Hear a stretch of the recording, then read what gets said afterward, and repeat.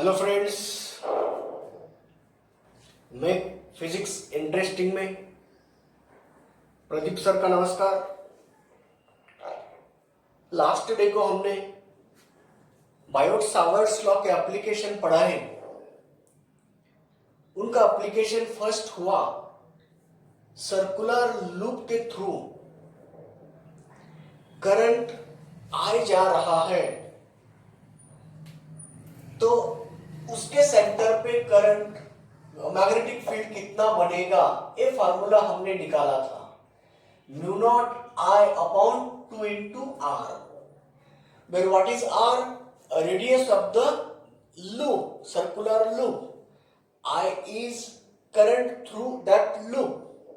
ऐसे इस circular loop से अगर करंट आए जा रहा है, आर रेडियस का लूप है, यहां ओ सेंटर है, इस सेंटर पे मैग्नेटिक फील्ड का मैग्नीट्यूड कितना है? सिंगल लूप है, एक सिंगल लूप आर रेडियस का सर्कुलर लूप है, इससे करंट आए जा रहा है, तब यहां सेंटर पे बने हुए मैग्नेटिक फील्ड का मैग्नीट्यूड है B equal to mu naught I upon 2r। ये हमने कल डिराइव किया बाय यूजिंग बायोट-सावर्ट्स लॉ से, समझ गए? अब इसके ऊपर कुछ रिमार्क्स, इसके ऊपर वैरायटीज ऑफ प्रॉब्लम्स कैसे बनते हैं इसके बारे में जानकारी कर रहे हैं।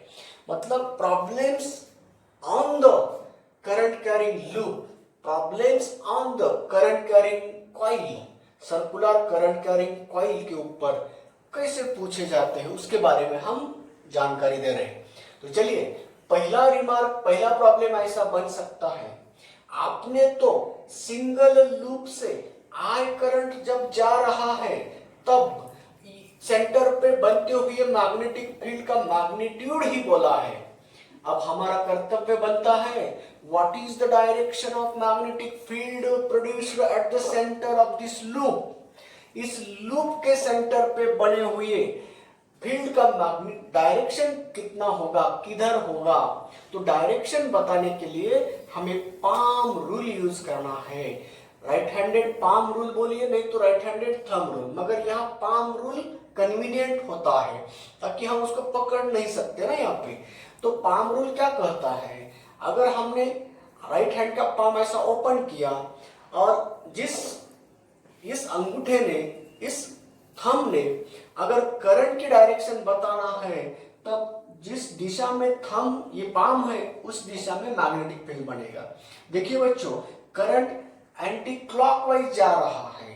अगर करंट एंटी क्लॉकवाइज जा रहा है तो बताइए ये पाम किधर है?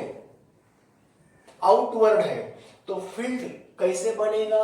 तो यहां बता रहा हूं, if current I is in anti-clockwise direction, अगर एंटी क्लॉकवाइज में जा रहा है, जिस तरह यहां जा रहा है, तब direction of magnetic field is कैसी है?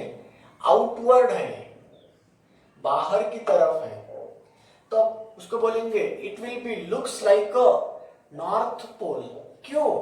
मैग्नेट में दो पोल होते हैं, ये पता है हमें। मैग्नेट पे नॉर्थ पोल होता है, मैग्नेट में साउथ पोल होता है ना? मगर फील्ड नॉर्थ पोल से बाहर निकलता है, साउथ पोल से अंदर जाता है। नॉर्थ पोल से बाहर निकलता है, साउथ पोल से अंदर जा रहा है। देखो, जिस पोल से फील्ड बाहर आता है उसको नॉर्थ कहा जाता है, और जिस पोल से फील्ड अंदर जा रहा है उसको साउथ कहा गया। बताइए बच्चों, ये करंट कैरिंग लूप हमारे लिए कौन सा पोल बन गया? तो आउटवर्ड डायरेक्शन बोले तो डॉट इन सर्कल से डिनोट करते हैं, और कौन सा पोल बन गया?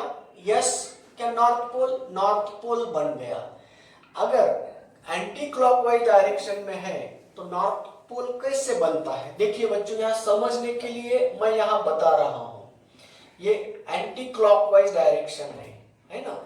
तो क्या उसको मैं एन बना सकता हूं? तो बिल्कुल बना सकते हैं, एक एन हो गया, तो ये नॉर्थ पोल बन गया। इस तरह अगर एंटी क्लॉकवाइज डायरेक्शन में है तो पोल नॉर्थ पोल बनेगा और डायरेक्शन आउटवर्ड, डायरेक्टेड आउटवर्ड, उसको डॉट इन सर्कल से डिनोट कर सकते हैं बी बार। इस तरह डायरेक्शन कंफर्म करने के लिए हमें पाम रूल से हम इस कंक्लूजन पे आ गए। अगर करंट की दिशा एंटी क्लॉकवाइज रही तब उसको फील्ड नॉर्थ पोल के जैसा बिहेव करता है। ये लूप हमारे लिए नॉर्थ पोल बन रहा है। अब दूसरा रिमार्क ये होता है, दूसरा पॉइंट, अगर current I is in clockwise direction में, अगर क्लॉकवाइज करंट जा रहा है तो क्या होगा? अगर क्लॉकवाइज डायरेक्शन में जा रहा है तो बताइए क्लॉकवाइज कैसा होता है? तो ऐसा, ये दिशा है क्लॉकवाइज की, है ना, ये क्लॉकवाइज डायरेक्शन है, तो यहां से हम यस पोल बना सकते हैं। तो यह फील्ड की दिशा होती है डायरेक्टेड इनवर्ड, तो मैग्नेटिक फील्ड की दिशा है इनवर्ड। तो इनवर्ड का सिंबल है क्रॉस इन सर्कल से हम डिनोट करते हैं बी बार। तो इनवर्ड किस पोल से, मैग्नेटिक किस पोल से फील्ड अंदर जा रहा है?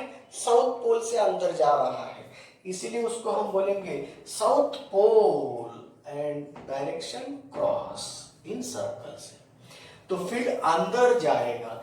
इस तरह बच्चों डायरेक्शन कंफर्म करने के लिए देखो ना, पाम रूल यूज करो। अब बताइए करंट इधर जा रहा है ना, ऐसा जा रहा है ना, तो पाम किधर है? अंदर है, तो इसलिए अंदर इनवर्ड डायरेक्शन का फील्ड बनता है। इसी तरह इस सर्कुलर लूप ने बनाए हुए फील्ड का मैग्नीट्यूड हमने कल बताया था, आज हमने डायरेक्शन भी कंफर्म कर दिया। अगर करंट उस लूप से क्लॉकवाइज जा रहा है तो साउथ पोल बन रहा है, एंटी क्लॉकवाइज जा रहा है तब नॉर्थ पोल बन रहा है। इसका नतीजा क्या हुआ पता है बच्चों? एक ही कॉइल, अगर हम इस कॉइल को आपके तरफ से देखा, ये अगर करंट क्लॉकवाइज जा रहा है आप बोलेंगे साउथ पोल बन रहा है। मेरे व्यू से अगर देखना चाहते हो तो यह तुम्हारे तरफ से क्लॉकवाइज वाला करंट हमारी तरफ से क्या हो गया? एंटी क्लॉकवाइज हो गया ना। ये देखो ना, ऐसा घूम रहा है, हमारे लिए ऐसा हो गया, है ना, तो ये एंटी क्लॉकवाइज बन गया। तो मेरे एटीट्यूड से, मेरे व्यू से ये नॉर्थ पोल बन रहा है, अपने व्यू से ये साउथ पोल बन रहा है। इसका मतलब एक करंट कैरिंग लूप हमारे लिए क्या बोल के काम कर रहा है? किसके जैसा काम कर रहा है? एक मैग्नेटिक डाइपोल के जैसा काम कर रहा है। तो बच्चों इस तरह लूप के अंदर अगर करंट जा रहा है, सर्कुलर कंडक्टर से अगर करंट जाता है तब वह स्ट्रेट मैग्नेटिक फील्ड बनाता है, और स्ट्रेट करंट जब जैसे स्ट्रेट कंडक्टर से करंट जाएगा वह सर्कुलर मैग्नेटिक फील्ड बनाएगा। तो अब यहाँ पे हम लूप की बात कर रहे हैं, लूप के सेंटर के मैग्नेटिक फील्ड की बात कर रहे हैं। अब आगे बढ़ना है थोड़ा सा। चलिए बच्चों दूसरा पॉइंट, दूसरा क्वेश्चन कैसे बनता है? अब बताओ, अगर इस लूप के अंदर n नंबर ऑफ टर्न्स हो गए तो उसको हम लूप नहीं कहते, कॉइल बोलते हैं। तो ये सर्कुलर कॉइल बन गई, consist of n number of turns. तो n टर्न से बना हुआ ये कॉइल बन गया, उसकी मीन रेडियस बन गई है a, ये r। तो मीन रेडियस r है, ये करंट कैरिंग सर्कुलर कॉइल है, उसमें n नंबर ऑफ टर्न्स है। तो अब क्या चेंजेस हो सकते हैं यहाँ बने हुए मैग्नेटिक फील्ड के मैग्नीट्यूड के लिए? तो यहाँ बनते हुए मैग्नेटिक फील्ड का मैग्नीट्यूड में क्या असर होगा? Instead of using single I we use the net current N I. कैसे? एक टर्न से आई जा रहा है तो n टर्न से जाता हुआ करंट उसी दिशा में जा रहा है, तो n into I current total जा रहा है। तो यहाँ जो मैग्नेटिक फील्ड बनेगा ना, हर टर्न से जाते हुए आई करंट की वजह से बन रहा है। तो equal each current carrying loop produces same magnetic field and therefore the resultant magnetic field at the centre का फार्मूला बनेगा। यहां मैं तीसरा रिमार्क लिख रहा हूं, if coil consist of circular coil consists of n number of turns each carrying current I। जितना current पहले टर्न से जाएगा उतना ही करंट दूसरे से तीसरे से वही कंटिन्यू होते जाएगा। तो करंट सेम जा रहा है इसीलिए सेम मैग्नेटिक फील्ड बनाएगा। सभी टर्न की वजह से इक्वल मैग्नेटिक फील्ड बनते जा रहा है, तो n टाइम्स I यूज करना है। तो n टर्न्स रहे तो मैग्नेटिक फील्ड का मैग्नीट्यूड रहेगा mu naught n times I upon 2R। तो ये रहा बच्चों नेक्स्ट फॉर्म। सर्कुलर कॉइल के सेंटर पे मैग्नेटिक फील्ड का अगर क्वेश्चन पूछा तो इसे यूज करो। सिर्फ सर्कुलर लूप के ऊपर क्वेश्चन आया तो इसे यूज करो। फर्क क्या है, उसमें नंबर ऑफ टर्न्स ज्यादा रहे तो कॉइल बनता है, एक ही टर्न रहा तो लूप कहते हैं हम। इस तरह बच्चों ये 3 क्वेश्चन बन गए सेम कंसेप्ट के ऊपर। अब दूसरा क्वेश्चन बनाने जा रहे हैं हम, उसके ऊपर थोड़ा सा जनरलाइज करते हैं हम। अगर हमारे पास सर्कुलर लूप नहीं है तो क्या है, तो हमारे पास अगर आर्क है, सर्कुलर आर्क है, एक करंट कैरिंग सर्कुलर आर्क है जिन्होंने सेंटर पे थीटा एंगल बनाया है, तो उनके थ्रू करंट I जाने से मैग्नेटिक फील्ड कितना बनता है उसके बारे में जानकारी पाएंगे।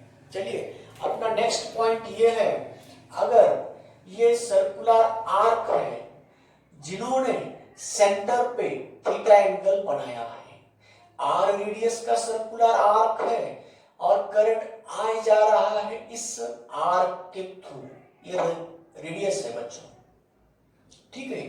तो इधर से ऐसा जाता होगा, ठीक है। तो अब देखिए इस आर्क की वजह से यहाँ कितना मैग्नेटिक फील्ड बनता है ये जानकारी पाना है। तो इसको पाने के लिए बच्चों करंट के सर्कुलर आर्क के थ्रू जाने से यहाँ मैग्नेटिक फील्ड कितना बन गया, दिशा तो कंफर्म करेंगे तुम। पाम रूल से दिशा अंदर की तरफ है, तो मैग्नेटिक फील्ड जितना भी बनेगा वह डायरेक्टेड इनवर्ड बन रहा है, क्रॉस इन सर्कल से बता दिया। अब चलिए कितना मैग्नीट्यूड का बनेगा, तो ये कॉमन सेंस यूज करो। अगर ये पूरा होता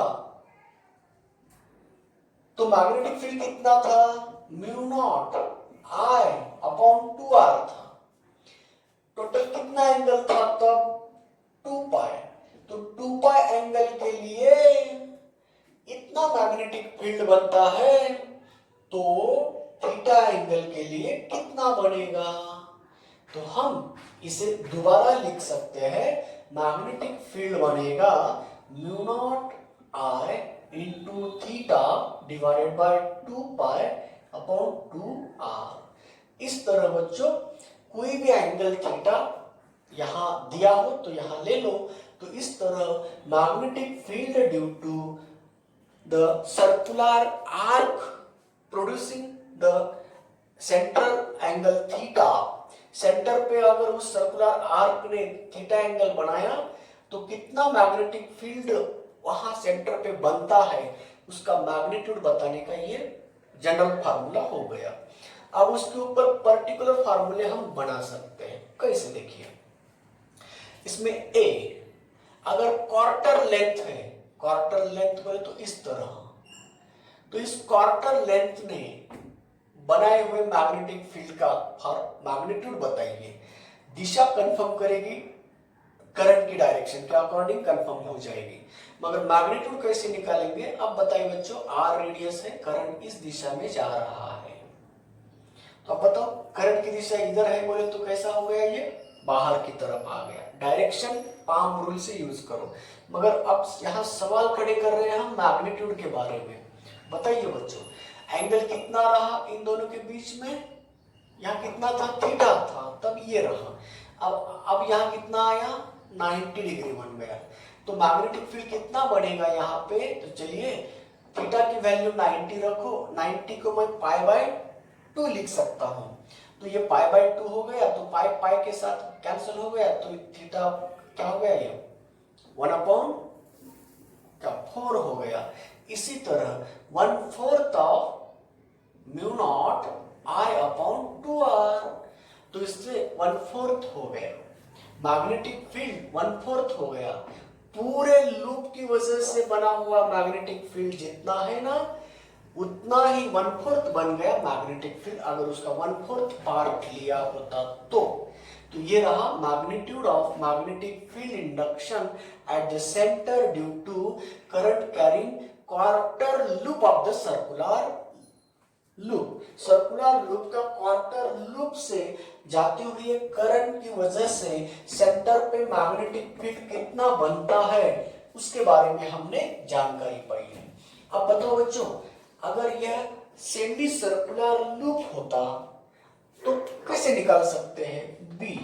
अगर सेमी सर्कुलर बोले तो इस तरह से, ये सेमी सर्कुलर है, ये सेंटर है, ये आर रेडियस है, करंट इस तरह किस दिशा में जा रहा है, एंटी क्लॉकवाइज में जा रहा है। जब एंटी क्लॉकवाइज जाएगा नॉर्थ पोल बनेगा, बाहर की तरफ करंट मैग्नेटिक फील्ड आ रहा है। तो बताइए दोनों के बीच का एंगल कितना आया, 180 आया। 180 को हम पाई से लिख सकते हैं, तो मैग्नेटिक फील्ड कितना बनेगा, B equal to mu naught I upon 2r into pi divided by 2 pi, pi pi get cancel, तो ये कितना आया, हाफ आ गया। Mu naught I upon 2r का हाफ। इस तरह बच्चों जिस फॉर्म में लूप दिया है उससे हम मैग्नेटिक फील्ड का स्ट्रेंथ बता सकते हैं, मैग्नीट्यूड बता सकते हैं। उस जनरल फार्मूला से हम ये इजी लगने लगा, हम इजीली उसको निकाल रहे हैं। अब बताइए तीसरा 3/4 सर्कुलर आर्क है, 3/4 आर्क है, मतलब कैसे, ये देखिए ये है सर्कुलर आर्क, तो करंट तो आई ही जा रहा है, आर रेडियस का आर्क है, यहां सेंटर है, तो बताइए चलो कितना एंगल हुआ, 270 है ना, तो उसको पाई के लैंग्वेज में 3 पाई बाय 2 लिख सकते हैं। अगर यहाँ 3 पाई बाय 2 लिखा इस जनरल फार्मूला में, थीटा की जगह पे 3 पाई बाय 2 लिखा, तो पाई पाई के साथ कैंसिल हुआ, 3/4 बन गया। तो इसीलिए इस जगह पे मैग्नेटिक फील्ड आएगा 3/4 of mu naught I upon 2r। तो कभी कभी रेशियो पूछे तो हम उससे निकाल सकते हैं। तो what is the ratio of field due to quarter circular arc to semi circular arc, quarter circular arc to 3/4 arc, quarter circular arc to complete arc, तो कंप्लीट आर्क का तो यही आया है। इस तरह हम अलग अलग क्वेश्चन अगर पूछे सर्कुलर लूप के ऊपर तो ये अलग अलग तरीके से उसको सॉल्व कर सकते हैं। यह है उसके शॉर्टकट फार्मूलेज है बच्चों। तो एक एप्लीकेशन के ऊपर ढेर सारे प्रॉब्लम आपके सामने हमने बता दिए हैं। अब हमारा कर्तव्य बनता है नेक्स्ट एप्लीकेशन क्या होगा, किसका, बायोट सावर्ट्स लॉ का। वहां पे भी हम एक जनरल फार्मूला निकालने वाले हैं। जिस तरह हमने सर्कुलर लूप का जनरल फार्मूला बोला था ना, mu naught I upon 2r into theta upon 2 pi, उसी तरह उसका भी जनरल फार्मूला बताने की कोशिश कर रहे हैं।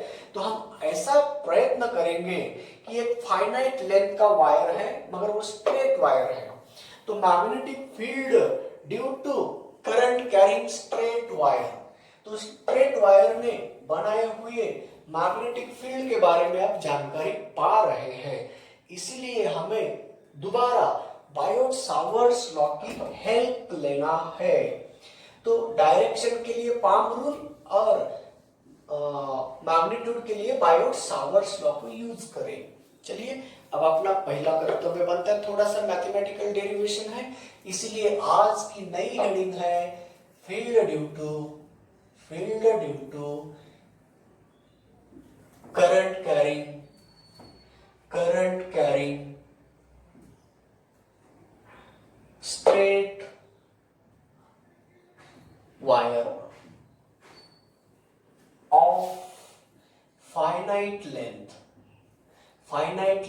इनफाइनाइट नहीं है, फाइनाइट लेंथ है, कुछ ना कुछ लेंथ कंसीडरेबल है, नापेबल है, मेजरेबल है। तो ऐसे फाइनाइट लेंथ के स्ट्रेट वायर से बनाए हुए मैग्नेटिक फील्ड के बारे में आज जानकारी ले रहे हैं हम। चलिए, मैंने मान लिया एक फाइनाइट लेंथ का वायर है, तो इससे हम ये डिस्टेंस दूरी पे P पॉइंट ले लिया, नहीं तो R ही लेंगे, अब तक हमने R ही यूज किया है। R डिस्टेंस दूरी पे P पॉइंट मान लिया। चलिए, हमारा क्या रूल है, एक छोटा सा टुकड़ा पकड़ते हैं, dx या dl लेंथ का टुकड़ा है, कितना दूर लिया यहां से, l डिस्टेंस पे हमने dl लेंथ का टुकड़ा मान लिया। तो जिस दिशा में करंट जा रहा है, सोचिए इस दिशा में करंट जा रहा है, तो ये लिमिटेड है ना, फिक्स है ना, तो हम क्या करेंगे, यहां का कुछ एंगल लेंगे हम θ2, और इस बॉर्डर, इस टर्मिनल का एंगल लेंगे हम θ1। तो करंट ऐसे टुकड़े से जा रहा है कि इस टर्मिनल पे एंगल बनाया है इस पोजीशन वेक्टर ने θ1, और इस टर्मिनल पे इस पोजीशन वेक्टर ने बनाया हुआ एंगल है θ2। मगर देखिए बच्चों, अब बायोट सावर्ट्स लॉ हमें अप्लाई करना है। तो बायोट सावर्ट लॉ अप्लाई करने के लिए हमारे पास छोटा टुकड़ा लेना है। तो इस छोटे टुकड़े का dl बार ऊपर है, और ये हम मानते हैं, क्या माने हैं हमने, तो ये r डिस्टेंस है। चलिए बच्चों, मैं इसको बदल देता हूं, ये a डिस्टेंस पे मान लिया, P पॉइंट a डिस्टेंस पे मान लिया, और ये पोजीशन वेक्टर ने इसके साथ बनाया हुआ एंगल थीटा मान लिया। क्योंकि बायोट सावर्ट्स लॉ यूज करने के लिए छोटा टुकड़ा पकड़ना चाहिए। उस छोटे टुकड़े ने बनाए हुए मैग्नेटिक फील्ड के बारे में बोला है ना, dB equal to mu naught n mu naught I dl sin theta divided by 4 pi into distance square. तो जब भी बायोट सावर्ट्स लॉ यूज करना है, बायोट सावर्ट ने छोटे से टुकड़े से जाते हुए करंट ने बनाए हुए मैग्नेटिक फील्ड के बारे में जानकारी दी है। इसीलिए यहाँ पे हम बायोट सावर्ट्स लॉ अप्लाई करने के लिए L डिस्टेंस पे dl लेंथ का टुकड़ा माना है। तो इनकी वजह से बना हुआ मैग्नेटिक फील्ड अब हम बायोट सावर्ट्स लॉ से बता सकते हैं, dB equal to mu naught upon 4 pi I dl sine theta upon r square. ये बिना सोचे हमने ले लिया। क्यों? इस टुकड़े से करंट I जा रहा है, कितना दूर पॉइंट लिया है हमने, r डिस्टेंस दूर लिया है, उसने कितना एंगल बनाया है इस एलिमेंट वेक्टर के साथ, थीटा एंगल बनाया है। अब इस फार्मूला से हम यूज कर रहे हैं। चलिए आगे बढ़ेंगे। अब बताओ बच्चों, ये अगर थीटा रहा तो ये कितना रहेगा, पाई माइनस थीटा, है ना। अब यहाँ एक राइट एंगल या ट्रायंगल बन गया।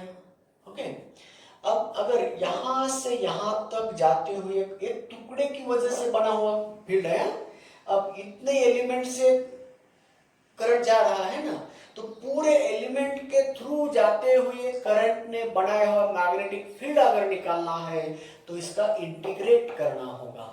तो बिफोर दैट, तो टोटल इंटीग्रेशन करना है तो डीबी का करना कि किसका करना है, तो ये जानकारी पाने के लिए थोड़ा वेक्टर कंसेप्ट अप्लाई करो। चलिए बच्चों इधर आओ। अगर L डिस्टेंस पे हमने टुकड़ा माना है तो इनका मैग्नेटिक फील्ड का डायरेक्शन किधर होगा, चलिए ये इंपॉर्टेंट है। तो मैग्नेटिक फील्ड अंदर होगा क्या, तो बिल्कुल नहीं है। क्यों नहीं है, देखो, तो मैग्नेटिक फील्ड किसको परपेंडिकुलर होता है, डीएल बार को परपेंडिकुलर होता है एंड आर बार को परपेंडिकुलर होता है। कल के एक्सप्रेशन में देखो ना, क्रॉस प्रोडक्ट लिया था हमने, किसका, डीएल बार क्रॉस आर बार बोले तो पोजीशन वेक्टर आर बार है, तो डीएल बार तुम्हारा इधर है और आर बार इधर है, तो ये सिचुएशन हो गई अब, है ना। तो बताइए, हम dl bar cross r bar लेते हैं, तो B bar equal to dl bar cross r bar है, तो बताइए, तो ये डीएल बार है, ये आर बार है ना। तो ये एक प्लेन हो गया, तो डीएल बार क्रॉस आर बार बोला तो अंदर जा रहा है ना। इसी तरह इन्होंने बनाया हुआ magnetic field directed inward, palm rule भी यूज कर सकते हैं, है ना। तो अब बताइए बच्चों, ये पोजीशन वेक्टर आर बार इधर है, इन्होंने बनाया हुआ मैग्नेटिक फील्ड किधर है, अंदर जा रहा है।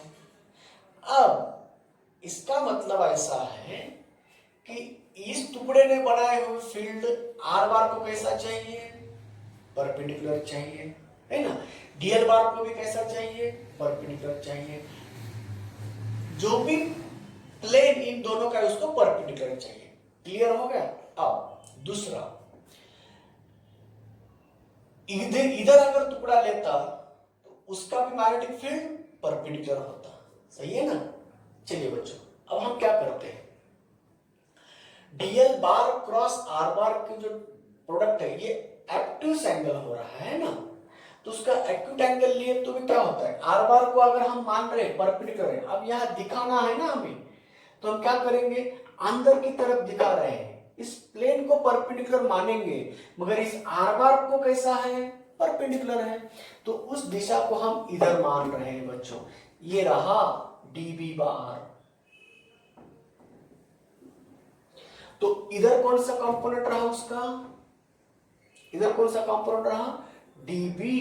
देखो ये अगर थीटा 2 है और ये पाई माइनस थीटा है, तो ये परपेंडिकुलर है ना, तो ये एंगल कितना हुआ, ये 90 है, ये कितना आया, ये एंगल कितना आया, देखो ये पाई माइनस थीटा है, ये 90 है, इसको हम थोड़ी देर के लिए हम क्या करेंगे, कितना मानेंगे, देखो ना 90 plus pi minus theta plus इसको मैं x मान रहा हूं, x इक्वल टू पाई, तीनों का एडिशन 180 होता है, पाई पाई गेट कैंसिल, तो x की वैल्यू कितनी आई, थीटा माइनस 90 आई, क्योंकि इसको इधर लिया प्लस थीटा हुआ माइनस 90, तो इस x की वैल्यू, इस एंगल की अगर वैल्यू थीटा माइनस 90 आई है, तो क्या हम इसे बोल सकते हैं कितना एंगल रहा, बोल के बोल सकते क्या, तो ये रहा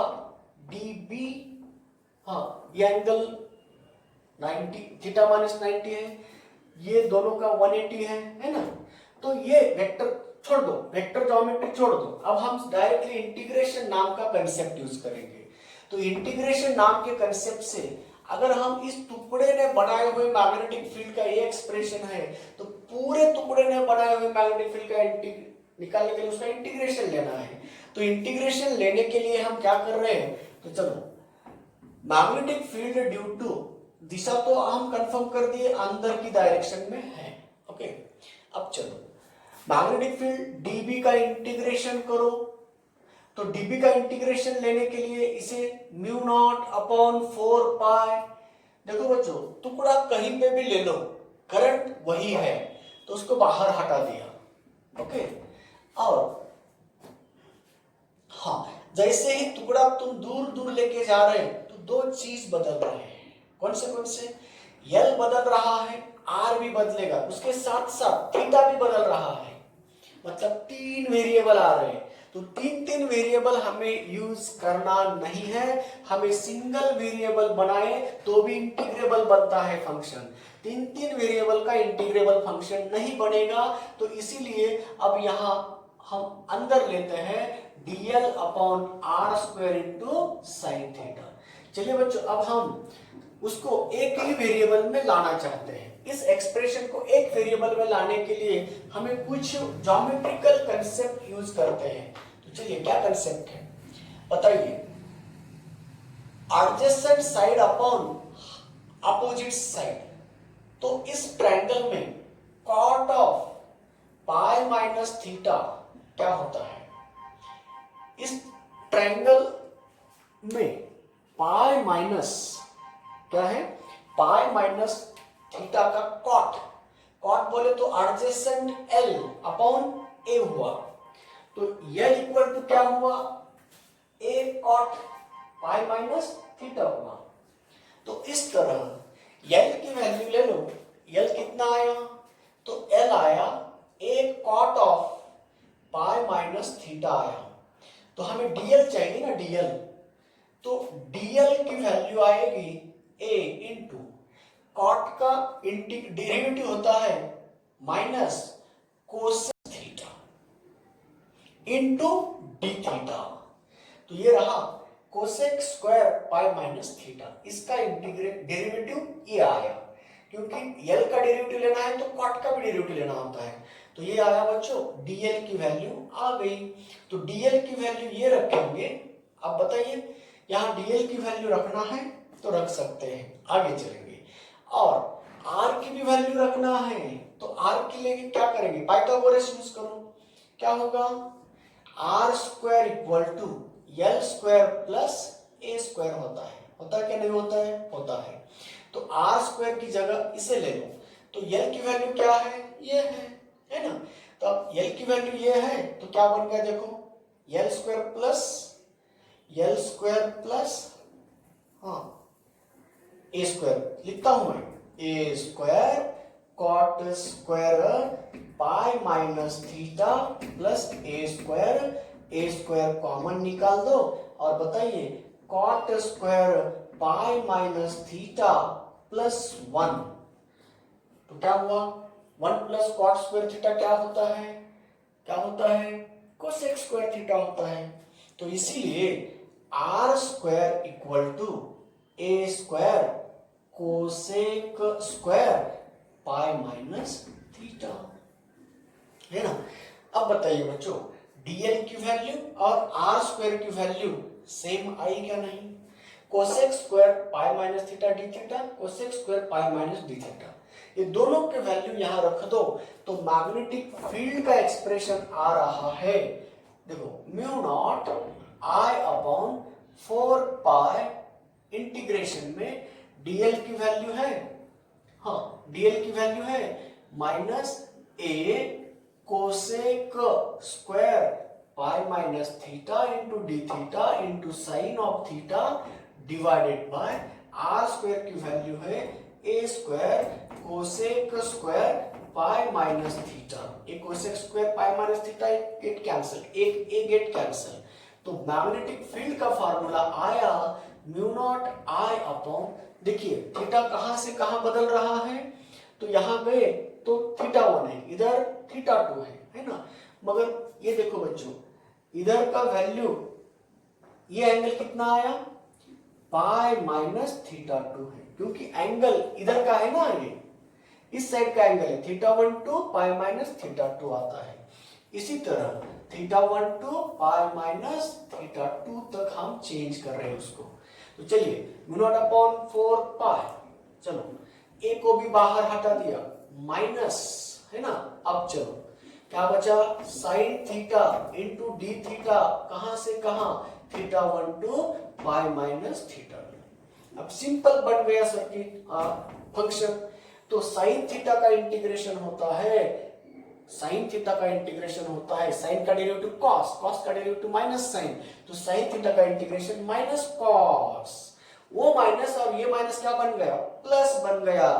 तो चलिए mu naught I upon 4 pi A in bracket क्या बना, कॉस ऑफ थीटा, कहां से कहां, थीटा 1 से पाई माइनस थीटा 2। अब चलो बच्चों अपर लिमिट रखो, कितना हो रहा है, mu naught I upon 4 pi ए।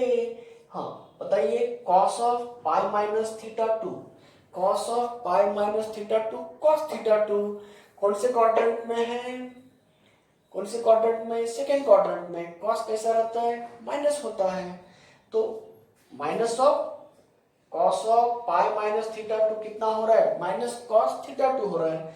तो यहां minus cos theta 2 minus cos theta 1। तो इस तरह बच्चों साइन का इंटीग्रेशन माइनस कॉस आता है, क्यों, साइन का डेरिवेटिव कॉस, कॉस का डेरिवेटिव साइन, तो कॉस का डेरिवेटिव साइन है, मगर यहां अच्छा सही है।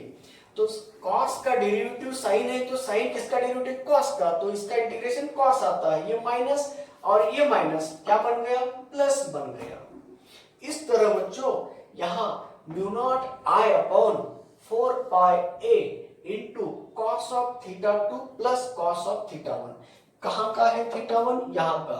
थीटा 2 कहाँ का है? इस लास्ट का है। तो इधर का एंगल थीटा 2, इधर का एंगल थीटा 1 रहा। तो ये हमें मैग्नेटिक फील्ड, यहाँ गलत हुआ था देखो, इंटीग्रेशन ऑफ साइन हमने क्या माना था? माइनस कॉस माना था, वो गलत हुआ था। कैसे? याद रखना है, साइन का डेरिवेटिव कॉस है, तो कॉस का इंटीग्रेशन साइन होता है ना। उसी तरह कॉस का डेरिवेटिव माइनस साइन है। अरे यार सही है ना। तो साइन का इंटीग्रेशन माइनस कॉस होता है। तो यहां अगर माइनस आ रहा है तो लिमिट लिखते वक्त हमें क्या करना होगा? कॉस थीटा आ रहा है, cos of pi minus theta 2, second quadrant में कॉस माइनस होता है, तो ये माइनस आया, ये भी माइनस आ रहा है, मतलब फील्ड की डायरेक्शन अगेंस्ट हो रही है। कोई बात नहीं है। चलिए अब यहाँ दोनों का सम ही है, माइनस यहाँ कॉमन लिए तो भी मैग्नेटिक फील्ड का मैग्नीट्यूड हम बता सकते हैं। नेगेटिव साइन क्या कहेगा? डायरेक्शन कहेगा। तो magnitude of magnetic field induction का फार्मूला आया mu naught I upon 4 pi A into cos of theta 1 plus cos of theta 2 आ गया। अब बताइए बच्चे, इन शॉर्ट बताता हूं, अगर यहां का एंगल अल्फा तो यहां का एंगल बीटा होता, तो सिर्फ हमें क्या करना है? Sine alpha plus cos alpha यहां रिमूव करना है। तो अब उसी फार्मूला को हम अल्फा एंड बीटा के फॉर्म में लिखना चाहते हैं। कभी कभी ये एंगल डिसाइड करना डिफिकल्ट होते हैं, इसीलिए यहां के एंगल बताना सही होता है। तो चलिए, तो ये कन्वीनियंट हो जाता है। तो इसको सेम फार्मूला को हम ऐसे लिखते हैं, mu naught I upon magnitude के बारे में बता रहे हैं 4 pi A into sine of alpha plus sine of beta. तो इस तरह साइन कब यूज करना? अल्फा बीटा के फॉर्म में आया तो यहां के एंगल लिए तो, और यहां के एंगल लिए तो कॉस के फॉर्म में, मगर दोनों तरफ एडिशन ही है। तो चलिए बच्चों, ये रहा फाइनाइट लेंथ के स्ट्रेट कंडक्टर्स में बनाए हुए मैग्नेटिक फील्ड के बारे में जानकारी पाई है। आगे बढ़े, अब क्या होगा अगर ये इनफाइनाइट लेंथ का हुआ? तो इनफाइनाइट लेंथ के स्ट्रेट कंडक्टर में ए डिस्टेंस दूरी पे मैग्नेटिक फील्ड कितना बनाया उसका एक्सप्रेशन निकाल सकते हैं। दोनों में से किसी को भी यूज करो। चलो एक पहले एक को तो करेंगे, उसको करेंगे। चलो, अगर ये इंफिनिटी पे गया तो ये इंफिनिटी जब जाएगा ना, तब ये एंगल कितना होगा? तो ये एंगल कितना होगा? ये जब इंफिनिटी होगा ये एंगल बनेगा पाई, क्योंकि ये ऐसा खड़ा होगा ना, ये ऐसा, तो ये एंगल कितना होगा? पाई। तो ये और थीटा कितना होगा? थीटा 2 कितना होगा? 0। तो जैसे इंफिनिटी गए ना, थीटा 2 0, कॉस 0 1। चलिए आइए, जैसे ही हम इधर इंफिनिटी गए ना, इधर का एंगल पाई बनेगा, मगर ये कितना होगा? 0। तो cos 0 अगेन 1 आएगा, तो 1 और 1 2, तो ये 2 2 के साथ गया।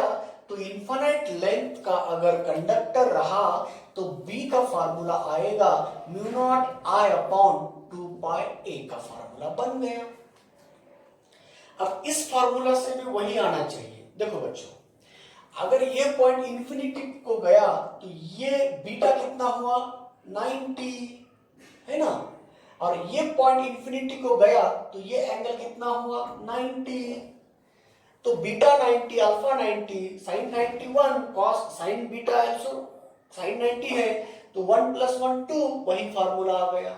इसी तरह बच्चों, आज हमने बायोट-सावर्ट्स लॉ का एक नेक्स्ट एप्लीकेशन पढ़ा है। फाइनाइट लेंथ के स्ट्रेट वायर की वजह से जाते हुए करंट ने बनाए हुए मैग्नेटिक फील्ड का मैग्नीट्यूड पाया है। तो मैग्नीट्यूड के लिए कोई साइन नहीं बनता है, यहाँ पे डायरेक्शन के लिए साइन बन रहा है। तो अब बताइए magnitude of magnetic field at A distance, दूर अगर रखा तो mu naught I upon 4 pi A, mu naught I upon 4 pi A. Angle conductor के साथ के लिए होते, जोड़ के उसके लिंक्ड लिए होते तो cos theta 1 plus cos theta 2 ले लो। अगर अल्फा बीटा यहाँ के एंगल दिए होते तो ए फार्मूला यूज करो। चाहे दोनों क्यों फार्मूला यूज कर सकते हैं, कन्वीनियंट कौन सा है। कभी कभी आपको ये एंगल डिफाइन करने में, ये एंगल निकालने में दिक्कत आई तो इस एंगल से उसको बना सकते हैं। कभी कभी इस एंगल को डिसाइड करने में दिक्कत आई तो इससे भी बना सकते हैं। इसी तरह इसके ऊपर अब प्रॉब्लम कैसे आते हैं उसके बारे में जानकारी हम लेने वाले हैं। तब तक इसको पहले राइट करके ले लो। ये है मैग्नीट्यूड का फार्मूला, ये भी मैग्नीट्यूड का है, डिपेंड करता है कहाँ के एंगल आपने लिया हो, सिर्फ डायरेक्शन बताएगा।